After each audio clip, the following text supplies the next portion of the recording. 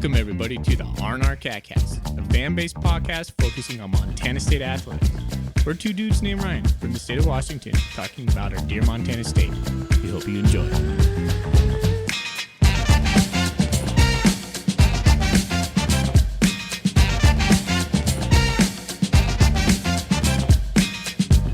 And good evening, good morning, and good afternoon, Bobcat fans. I am your R&R basketball host, and tonight I am a happy Cats fan because I am not only joined by the two Ryans for the first time since the season started.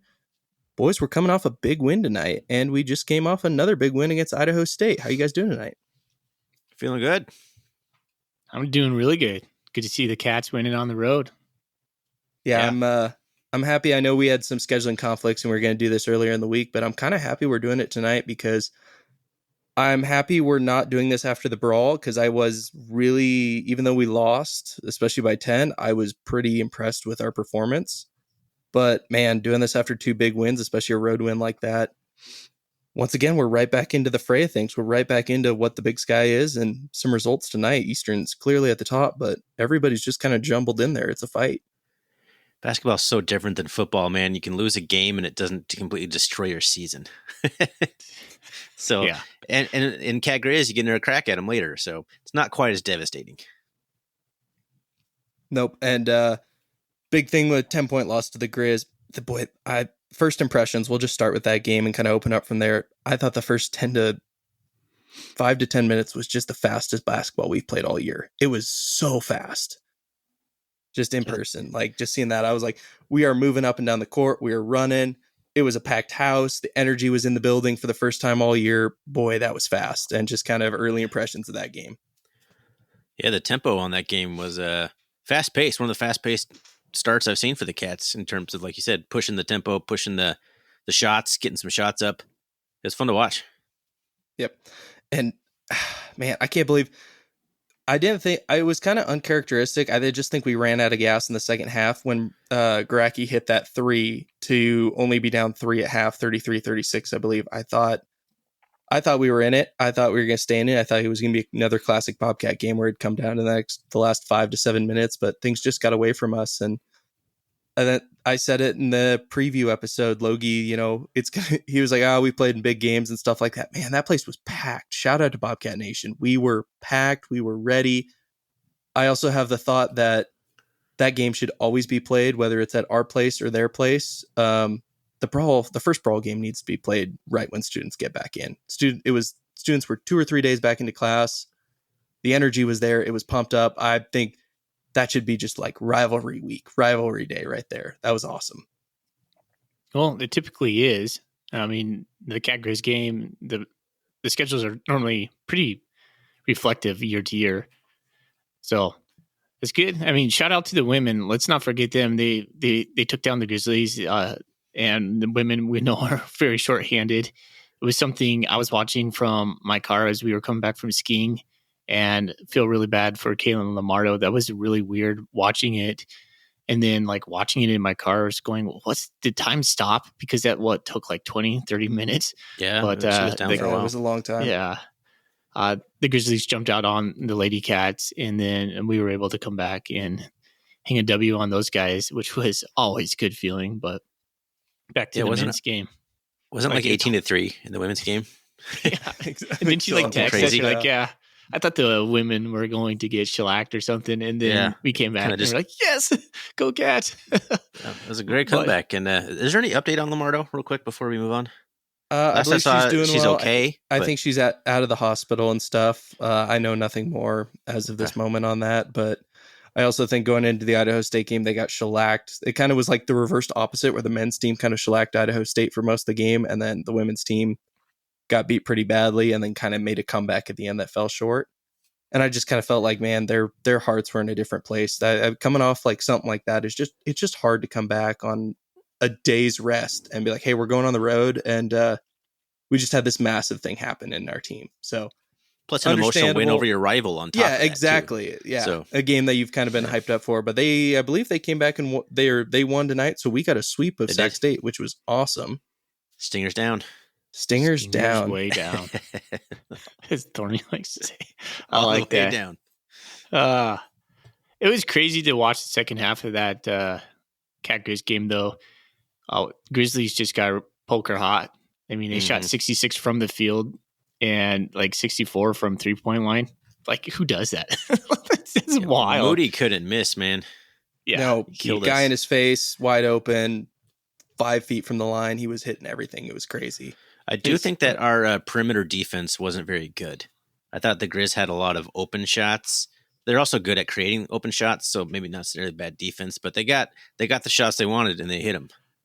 Yep. And what are you gonna do when a team shoots 64% from downtown? They were also much taller than us in the paint too. I mean, they just had dudes. It was just it. I hate putting our guys down, but they just had dudes. I mean, their guys were just taller. I mean, that's kind of when the rebounding battle and stuff. They were just a little more conditioned. They were a little bigger, and they would just hit the shots they needed to hit. Kudos for them for coming into our building though in front of that crowd. That was awesome to see that place sold out and packed like that. That was pretty sweet. I did not love watching Moody and one of the other players blow some kisses and wave goodbye to the student section there at the end. I'm like, we got to get him back in Missoula.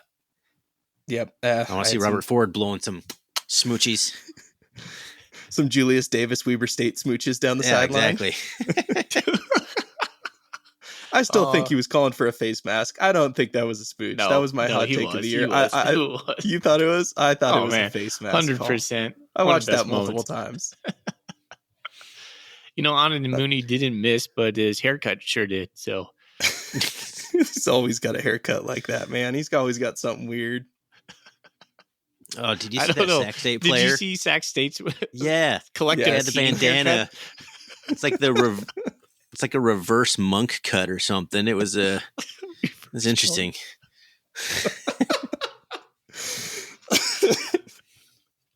I've never heard what a reverse monk is.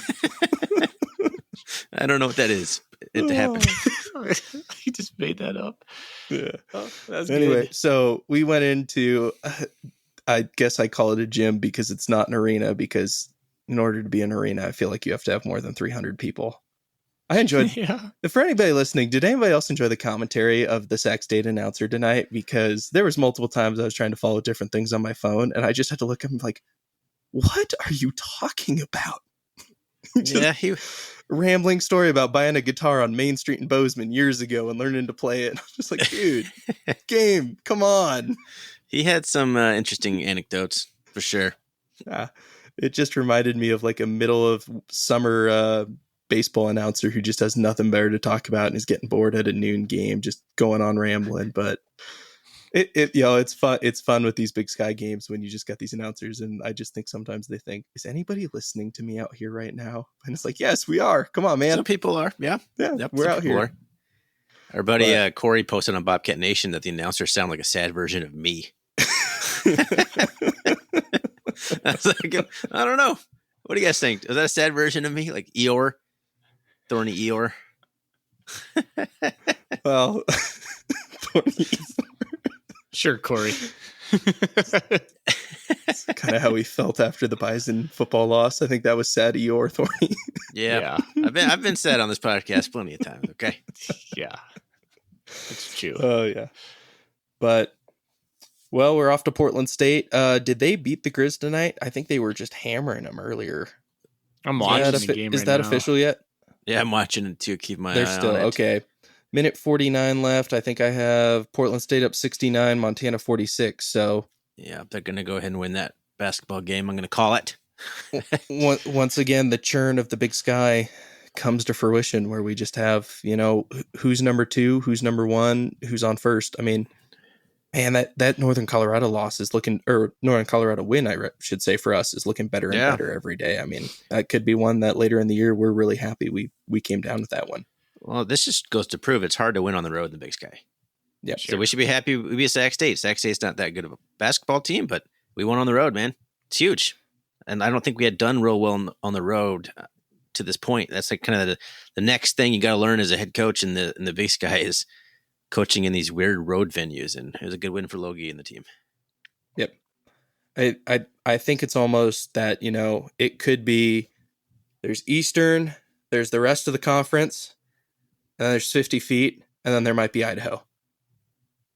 which is kind of a shame because they have that really nice venue. I've watched a couple Idaho games, and it's a nice stadium. That's a really nice stadium, but oh boy, things are not going well down there, and it could be just a dogfight. It just could be a churn, and to add Weber into that conversation, they're 3-4, I think, in conference now, and things aren't going well. And I thought they'd be up undefeated at this point. So yeah, that's definitely a surprise. We'll see how they'll do on the other side of the conference, but goodness, they're, I think, 6th in the conference right now. So we'll see how that goes.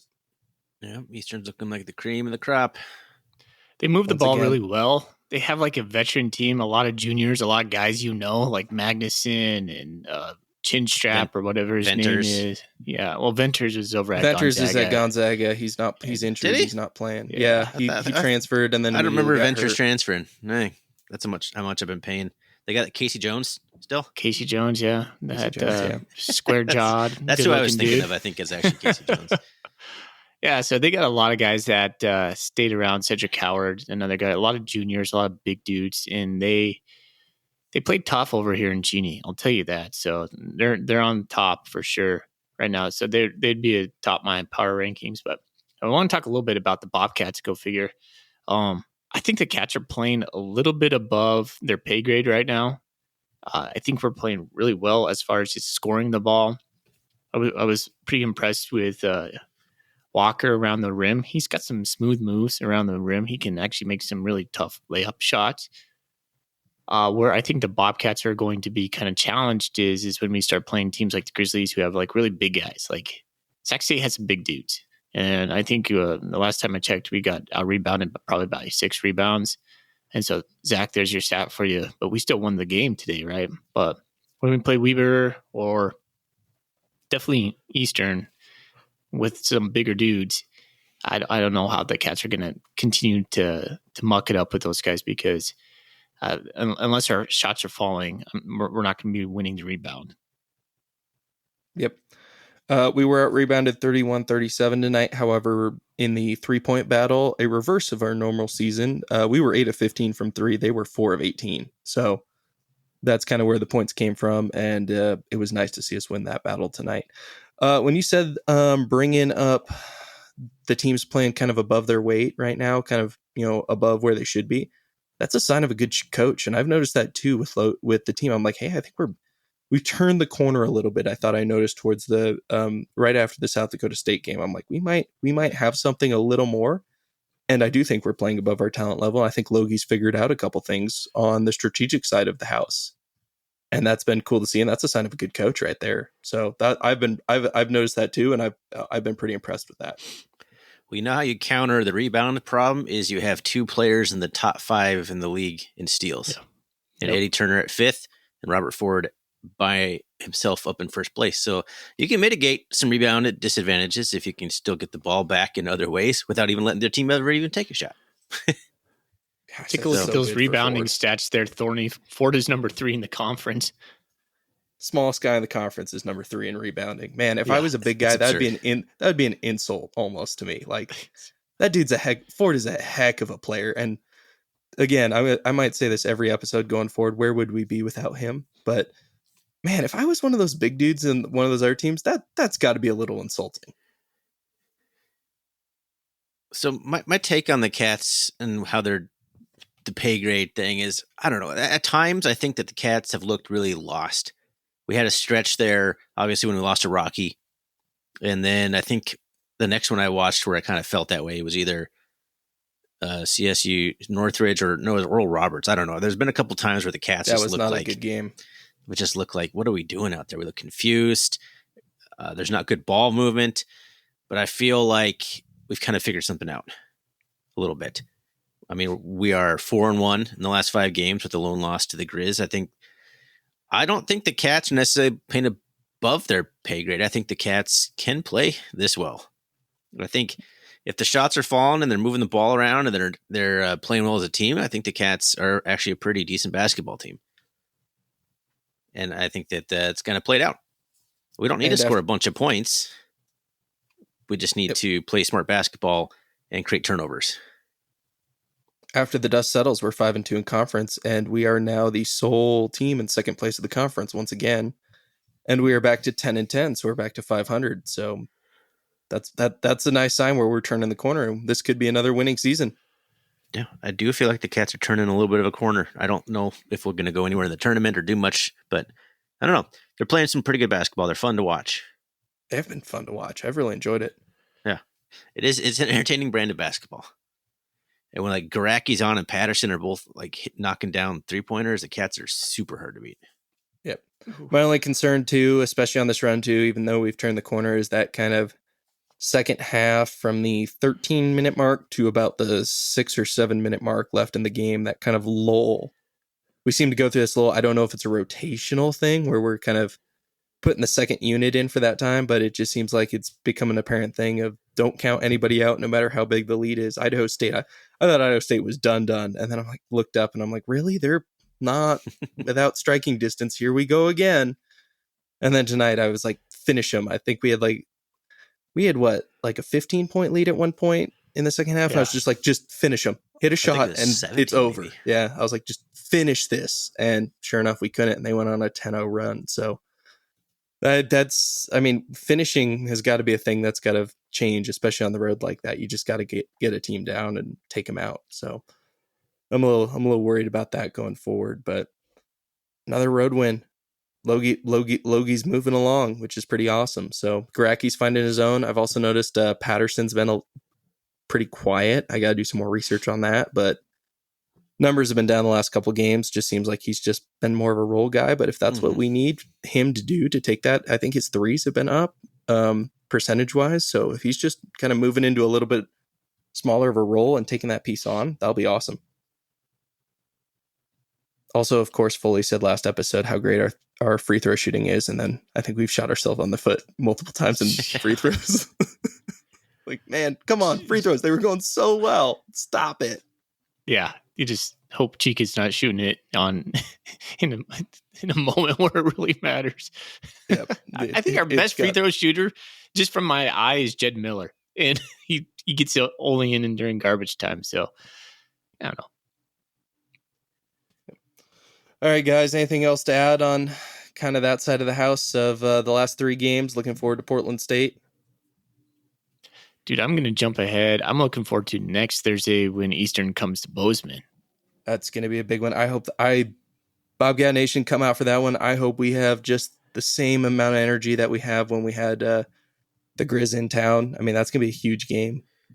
Man, if we win that one, I'm going to be elated. Yeah. I don't think I'm going to change a lot of my statements and like stances through the season.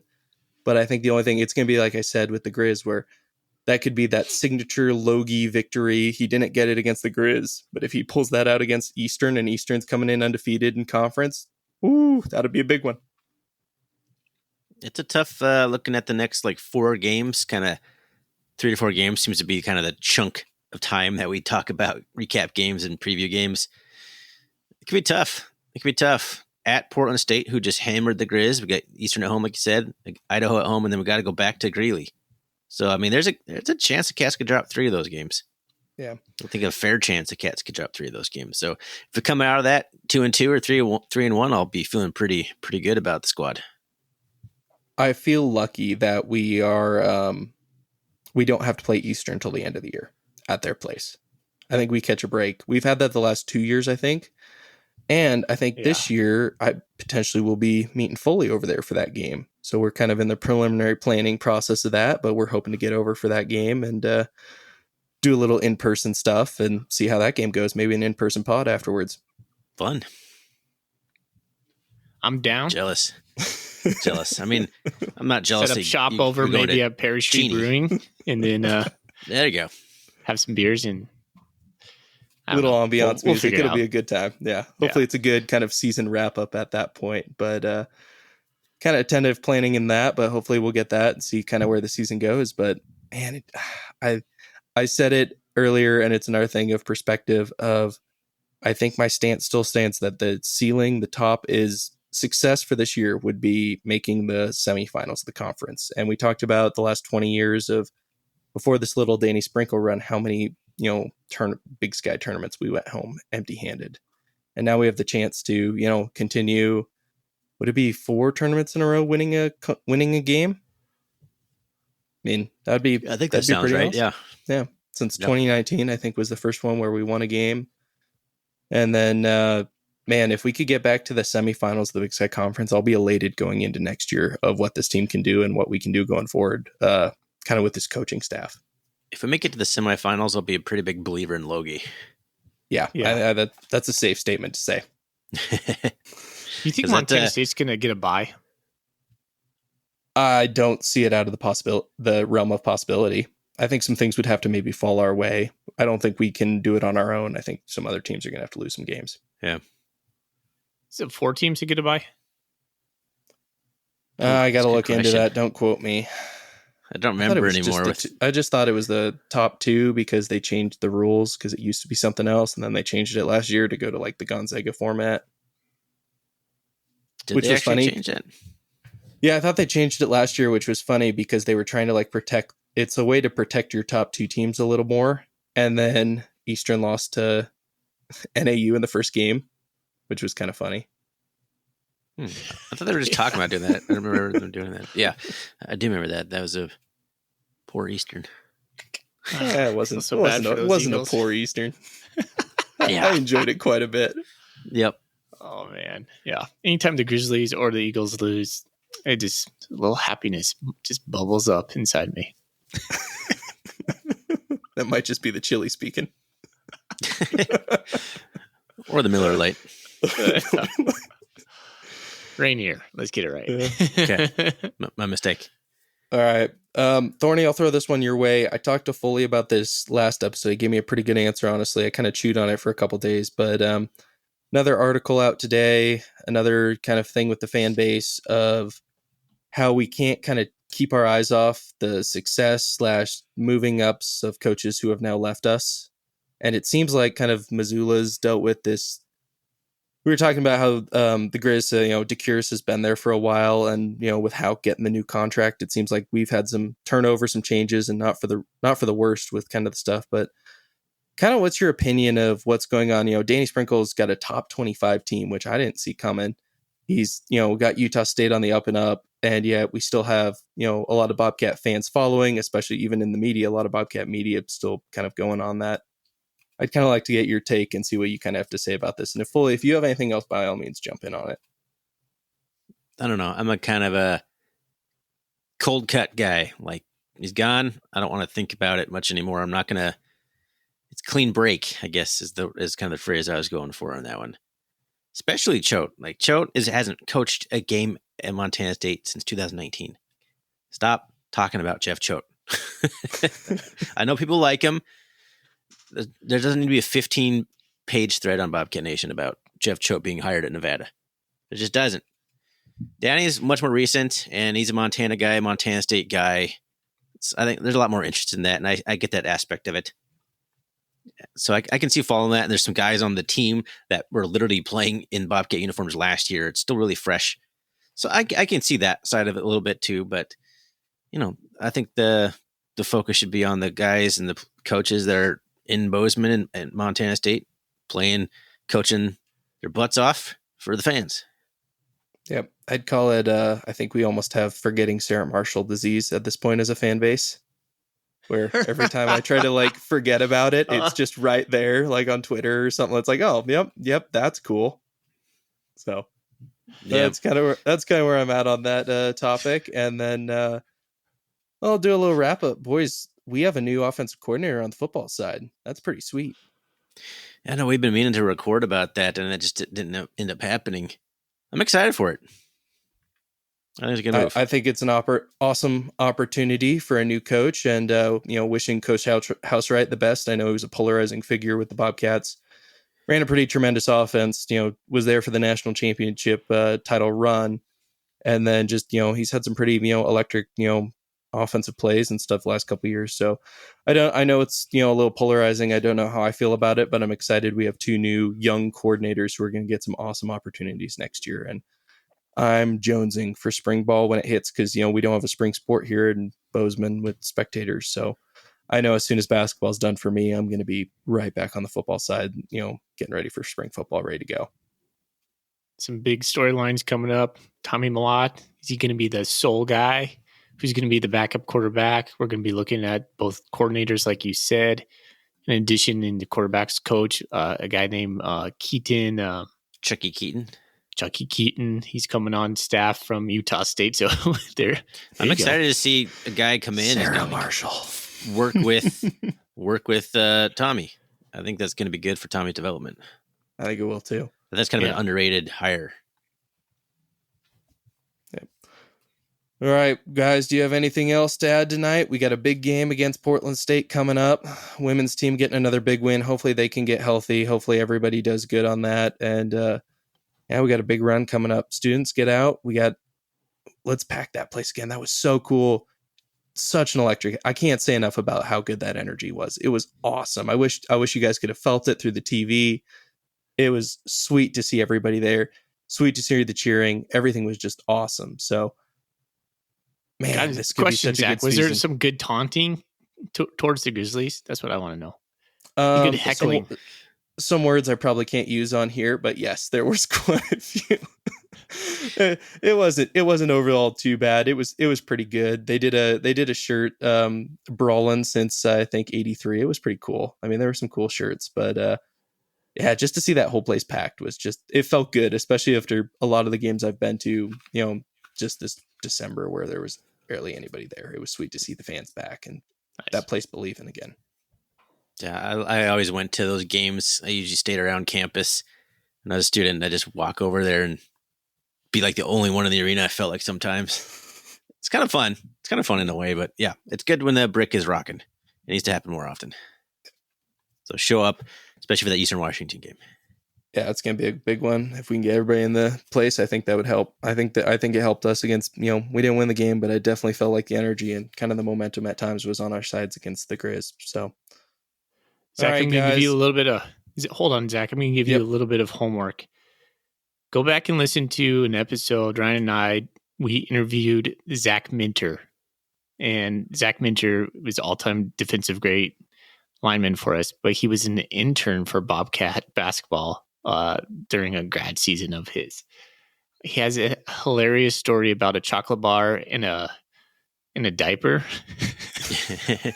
I can only imagine where this is going. Yeah, and put this out there right now. I think this might be our 200th episode, or we're really close to it. So just keep an eye out on that. But this would have to go back to we're talking years, but he has a hilarious story about working a basketball game, trying to do some promotional stuff with the student section. And I'm just going to put it at that. I'll just leave it there. So go back and listen to that episode. It is hilarious. It's one of the best moments on the podcast. That was a funny episode. I'll have to dig back in the time capsule. But man, congrats for 200 guys. I know you guys have been doing this. I'm happy to be a part of just a small sliver of this. But well, again, what you guys have done for the fan base, what this outlet kind of is, I think it's awesome. Well, thanks. Yeah, thank you. Thanks for being a part of it. You're doing great. Absolutely. Well, with that, I'll get you out of here with the Go Cats, guys. Go Cats. Go Cats. Go Cats.